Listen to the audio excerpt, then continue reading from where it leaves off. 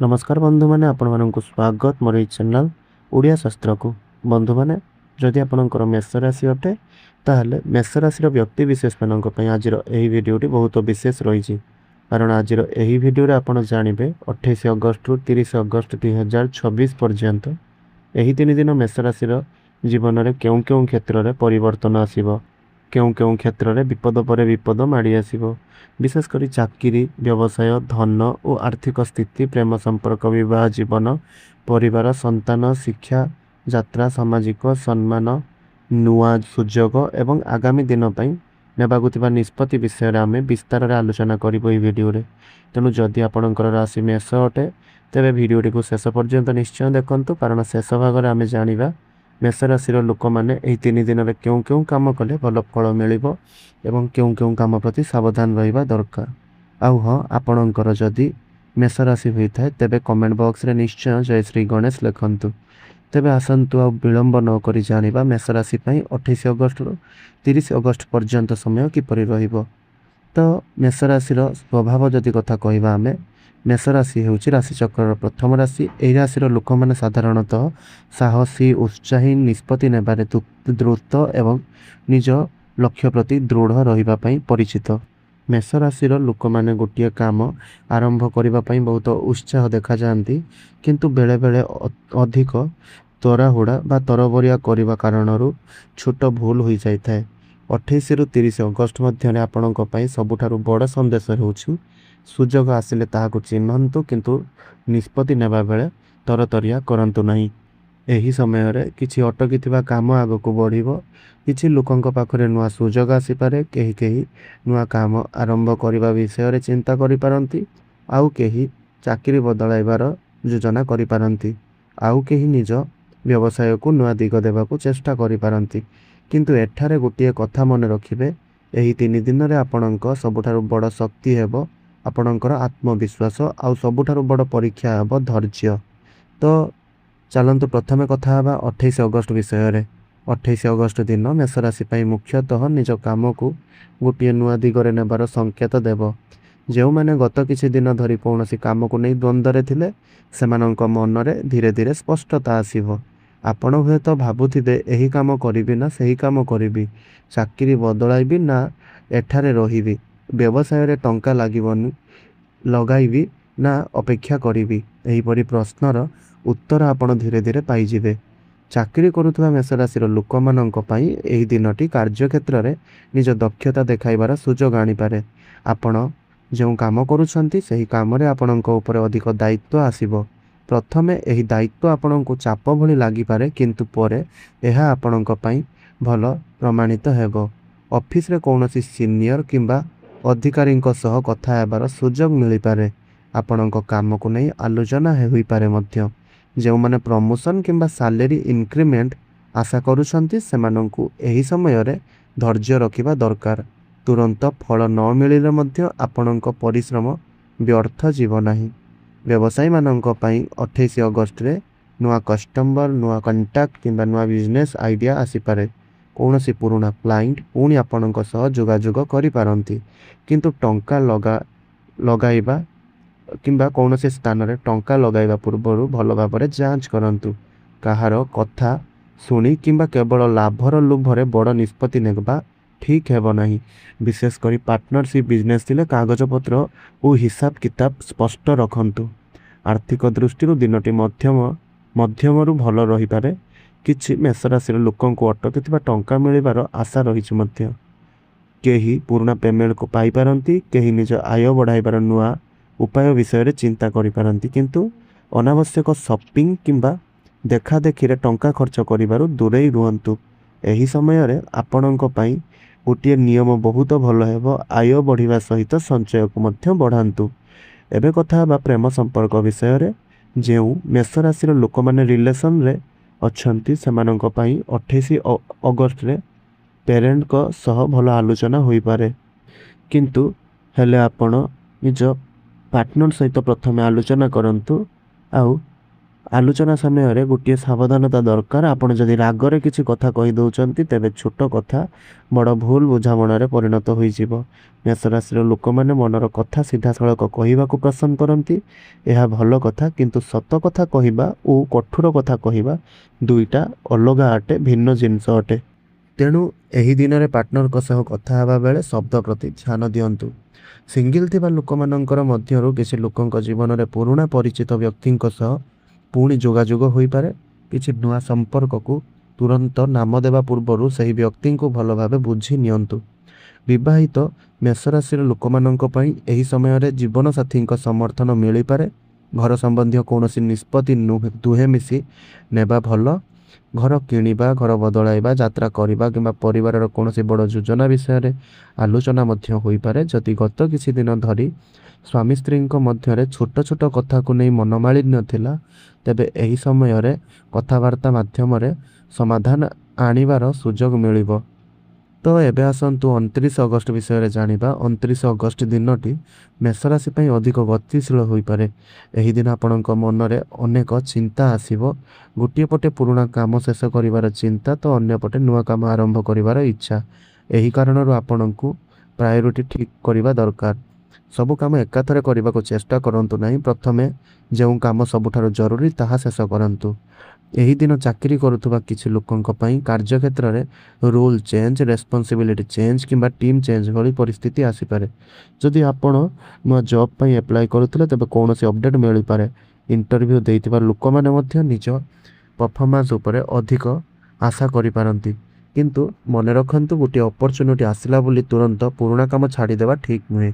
ନୂଆ ଅଫରର salary, location, work ଏନ୍ଭାୟରମେଣ୍ଟ, growth ଏବଂ ଅନ୍ୟ ସର୍ତ୍ତଗୁଡ଼ିକ ଭଲ ଭାବରେ ଯାଞ୍ଚ କରନ୍ତୁ। ବ୍ୟବସାୟୀମାନଙ୍କ ପାଇଁ 29 ଅଗଷ୍ଟ ଦିନ ନେଟୱାର୍କିଂ ପାଇଁ ଭଲ ହୋଇପାରେ। ନୂଆ କଷ୍ଟମର ସହ କଥା ହୋଇପାରନ୍ତି ଆପଣ।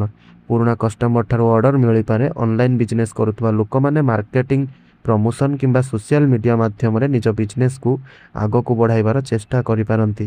ଯେଉଁମାନେ ବିଜନେସ୍ ଆରମ୍ଭ କରିବାକୁ ଭାବୁଛନ୍ତି ସେମାନେ ପ୍ଲାନିଂ ମଧ୍ୟ କରିପାରନ୍ତି। କିନ୍ତୁ ପ୍ଲାନିଂ ଓ ଆକ୍ଚୁଆଲ ଇନଭେଷ୍ଟମେଣ୍ଟ ମଧ୍ୟରେ ଫରକ ରହିଛି। ପ୍ରଥମେ ମାର୍କେଟ ବୁଝନ୍ତୁ, ତାପରେ ଇନଭେଷ୍ଟମେଣ୍ଟ ବିଷୟରେ ନିଷ୍ପତ୍ତି ନିଅନ୍ତୁ। 29 ଅଗଷ୍ଟରେ ଟଙ୍କାକୁ ନେଇ ମେଷ ରାଶିର ଲୋକମାନଙ୍କ ମନରେ ଗୋଟିଏ ବଡ଼ ପ୍ରଶ୍ନ ରହିପାରେ। ଟଙ୍କା ଆସୁଛି କିନ୍ତୁ ରହୁନାହିଁ କାହିଁକି ସେହି ଟଙ୍କା? ଯଦି ଏପରି ଅନୁଭବ ହେଉଛି ତେବେ ଏହି ସମୟ ଆପଣଙ୍କ ଫାଇନାନ୍ସିଆଲ ଡିସିପ୍ଲିନ୍ ଶିଖାଇବାର ସମୟ ସାବ୍ୟସ୍ତ ହେବ।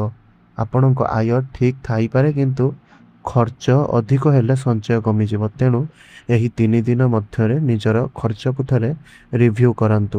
କେଉଁଠି ଅଧିକ ଖର୍ଚ୍ଚ ହେଉଛି, କେଉଁ ଖର୍ଚ୍ଚ ଆବଶ୍ୟକ, କେଉଁ ଖର୍ଚ୍ଚ କେବଳ ଦେଖାଦେଖି ପାଇଁ କରୁଛନ୍ତି। ଏହି ପ୍ରଶ୍ନର ଉତ୍ତର ମିଳିଗଲେ ଆପଣଙ୍କ ଫାଇନାନ୍ସିଆଲ ପ୍ଲାନିଂ ଆହୁରି ଭଲ ହୋଇଯିବ।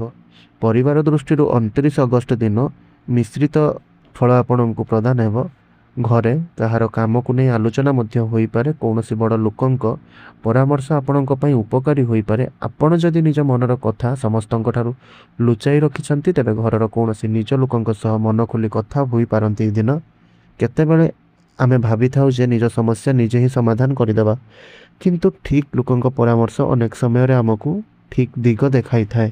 ଛାତ୍ରଛାତ୍ରୀମାନଙ୍କ ପାଇଁ 29 ଅଗଷ୍ଟରୁ କନସେଣ୍ଟ୍ରେସନ୍ ଉପରେ ଧ୍ୟାନ ଦେବା ଜରୁରୀ ଅଧିକ।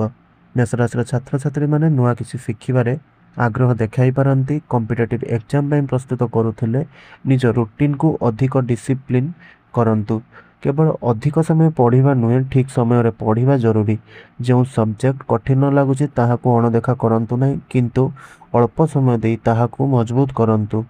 ଏବେ ଆସନ୍ତୁ ଜାଣିବା 30 ଅଗଷ୍ଟ ବିଷୟରେ। ଏହି 3 ଦିନ ମଧ୍ୟରୁ 30 ଅଗଷ୍ଟ ଦିନଟି ମେଷ ରାଶି ପାଇଁ ଅଧିକ ମହତ୍ତ୍ୱପୂର୍ଣ୍ଣ ଲାଗିପାରେ।